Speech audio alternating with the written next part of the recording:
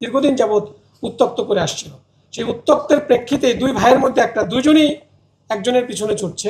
তো সেখান থেকেই মূলত তাদের মধ্যে একটা দ্বন্দ্বের সৃষ্টি হয়। সেখান থেকে একটা গ্রাম্য সালিশ হয়। সেই সালিশে ফজর আলী কর্তৃক শাহপরান হেনস্থার শিকার হয় এবং সেখান থেকেই এই শাহপরান ফজর আলীর বিরুদ্ধে একটা অ্যাকশন নিতে চায় এবং সেটারই প্রতিফলন ছিল 26শে জুনের যে ঘটনাটা। ওই যে 50,000 টাকা ধার দিয়েছে ভিকটিমের মাকে, সেই ধারের টাকা নেওয়ার জন্য মাঝে মাঝেই, এটা হচ্ছে সুদের বিনিময়ে দেয়, মাঝে মাঝে সুদের বিনিময়ে যে সাপ্তাহিক বা মাসিক হিসাবে কিছু টাকা দিবে, সেই টাকা আদায় করার জন্যই মাঝে মাঝে এই ফজর আলী তার বাসা যেত। এটা শাহপরান জানতো।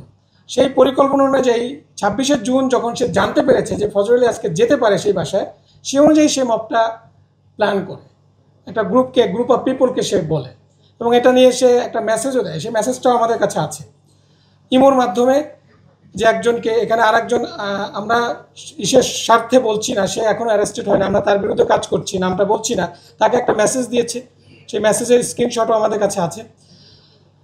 মূলত শাহপরান জানতো যে তার ভাই যাবে, বিভিন্ন কারণে যায়, অ্যাট দ্য সেম টাইম তার সাথে ওই মহিলার সাথে উত্তপ্ত করে আসছিল। সেইভাবেই শাহপরান ফজর আলীকে এই হেনস্থা করানোর জন্য এই পরিকল্পনা 26শে জুন করেছিল। দেখুন, অপরাধ তো অপরাধী, সে রাজনৈতিক আর নর্মাল কোন কি কাজ করে সেটা নিয়ে আমরা এখানে রাজনৈতিক প্রেক্ষাপটটা নিয়ে, হ্যাঁ, শাহপরানের বিষয়টা যেটা বলেছেন এটা আমরাও শুনেছি।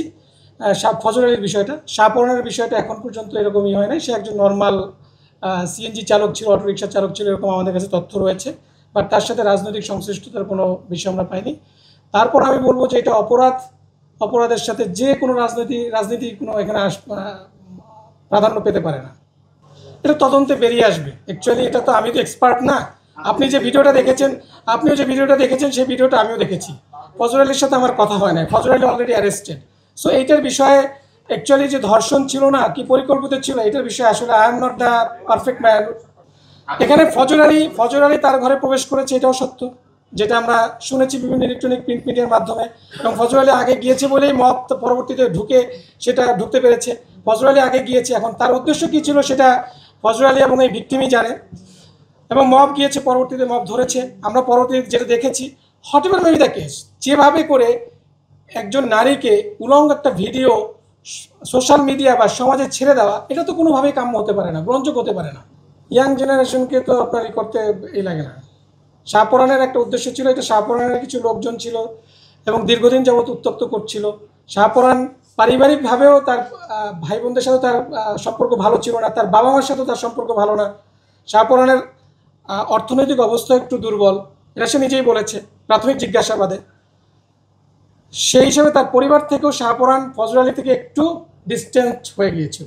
তো সে সব মিলিয়েই এই ফজর আলীকে একটু শায়েস্তা করার উদ্দেশ্যে মূলত এই পরিকল্পনাটা করে। অ্যাট দ্য সেম টাইম দুজনই এই মহিলাকে উত্তপ্ত করতো, যেটা বলছি যে দুইজনেরই এখানে দুই ভাই উত্তপ্ত করছিল। তো এখানে বড় ভাই ছোট ভাই, এবং এই ঘটনাকে কেন্দ্র করে তাদের মধ্যে সালিশও হয়েছিল। সেখানে ফজর আলী কর্তৃক শাহপরানের হেনস্থারও শিকার হয়েছে। সেটার থেকেই এই প্রতিশোধটা নেওয়ার জন্যই, ফজর আলীকে শায়েস্তা করার জন্যই মূলত এই ঘটনাটা সে সাজিয়েছিল।